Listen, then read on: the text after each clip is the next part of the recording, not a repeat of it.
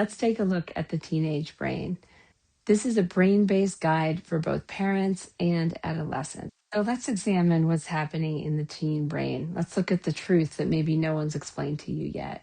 If you're parenting a teen right now, you've probably had moments where you think, why are they so emotional? Why won't they talk to me? Why do they shut down? I feel like I'm losing my child. And if you're a teen watching this, maybe you've thought, nobody understands me. Everything feels overwhelming. I'm not trying to be difficult. I just can't do it. And here's the truth. Most teens today aren't misbehaving.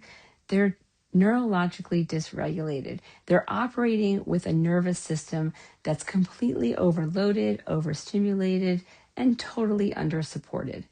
And what it ends up looking is defiance, laziness, attitude, avoidance, emotional outbursts, shutting down, withdrawing, losing motivation. And it's almost always a brain stuck in survival mode. And no one has explained this to them or to you in a way that actually makes sense until now. So this today is going to be your roadmap. What's actually happening in the teen brain? The teen brain is not a smaller adult brain. It's a remodeling and evolving brain. During adolescence, the brain undergoes the most intense neural changes and rewiring since early childhood. And three things matter the most in this time. What's happening is the emotional centers are maturing first. This is the amygdala. It's fully online and it presents as fear, anger, intensity, impulsivity, overwhelm. These are all very strong. The prefrontal cortex matures last, and this is the circuit that's responsible for judgment, planning, focus, prioritization, emotional regulation, impulse control. And it's not going to fully mature until 25 to 27. So this means teens are emotionally flooded with adult-sized feelings, but only have partial access to adult-sized regulation systems. And then the third big component is that modern life is very overstimulating with social media, academic pressure, friend drama, identity questions, body image, constant sleep deprivation, anxiety, loneliness. This overloads the system faster than it can develop the tools to cope. And this is a perfect recipe for dysregulation. It's not defiance, it's not disrespect, it's not being dramatic. This is dysregulation. So how does teen dysregulation show up in real life? Here's what a dysregulated teen looks like from the outside looking in. They snap over small things. They sleep too much or not enough. They lose interest in school. Their grades may drop. They may withdraw socially. They become irritable. They shut down in conversations. They may procrastinate until collapse. Their rooms become total chaos.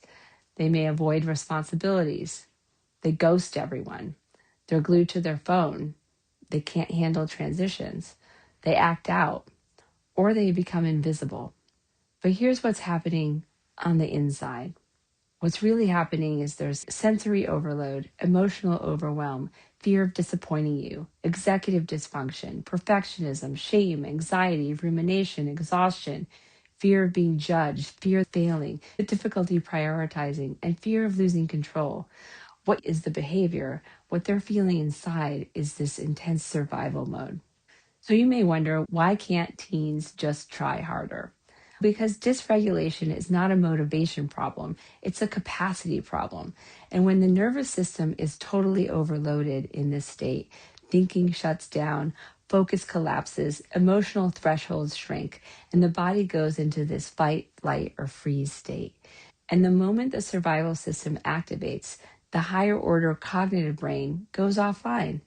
And this is why your teen can write a brilliant essay at midnight, but can't start it all week, or memorize TikTok dances, but can't remember chores or taking out the trash, plan a social life perfectly, but can't organize their homework, or feel deeply, but struggle to communicate.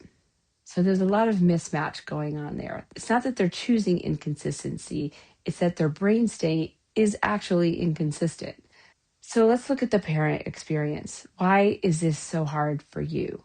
Parents aren't given a manual for this. There's no handbook, And you're not given a child and expected to interpret their moods, decode their withdrawal, tolerate their intensity, or anticipate their needs while remaining patient, staying calm and guiding them and protecting them and pushing them and understanding them.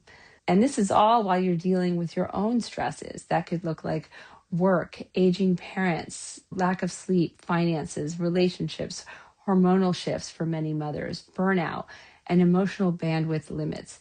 So if you're feeling exhausted, frustrated, defeated, or scared, it's not because you're doing something wrong. It's because you're human.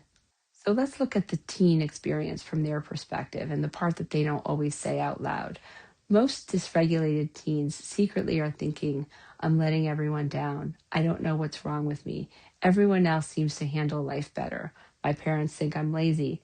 I wish I could explain what I feel. I don't want to fight. I just can't. They're not trying to be difficult.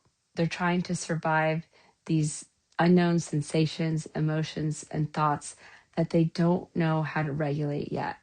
So let's look at the science of getting a teen brain out of that survival mode.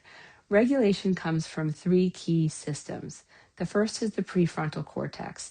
This strengthens focus, judgment, and emotional control. The second is the limbic system, our emotional center. It needs safety and predictability to calm down.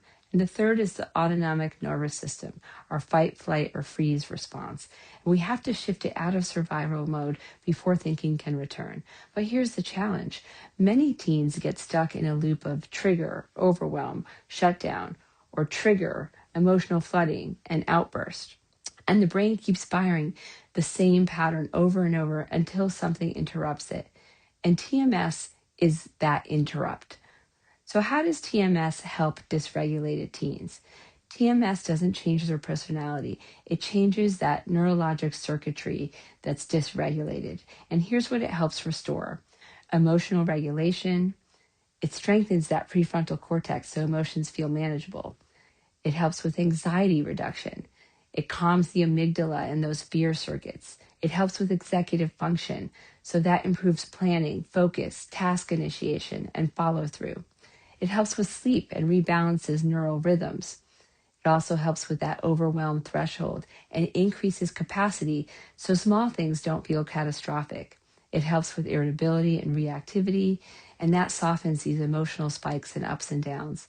It helps with mood stability. It stabilizes those mood swings that feel invisible to adults.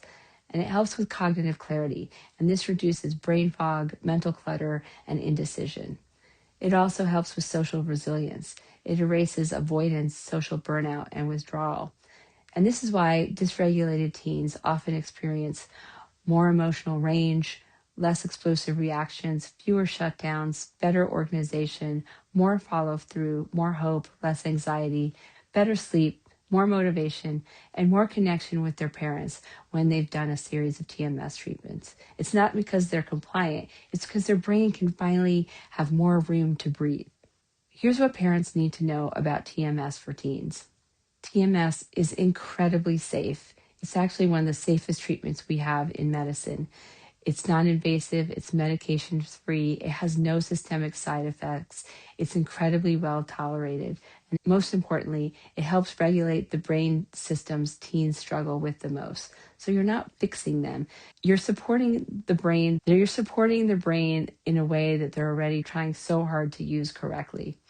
So here's what it looks like after teens have gone through TMS and feel like themselves again. Their face starts to soften, they breathe more slowly, and they sometimes say things like, I don't feel overwhelmed anymore. I don't freak out as fast. I can actually start things and finish them. And I feel more like myself.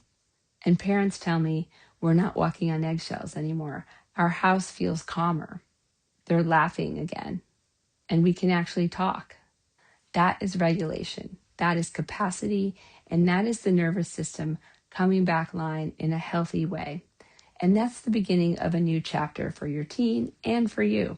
So if you've listened to this and you're thinking, this sounds exactly like my child, or this explains everything that we've been going through, then your next step is very simple.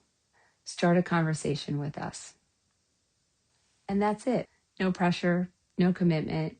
just a real doctor, a real team, and a real plan for your teen's brain. So click the link, send us a message, ask a question, tell me what's going on. You don't have to figure it out alone. Your teen doesn't have to struggle this hard. And their brain is not stuck. It's just waiting for the right support. And we can help them get there. And we can help your family breathe again. Please reach out. We're here for you.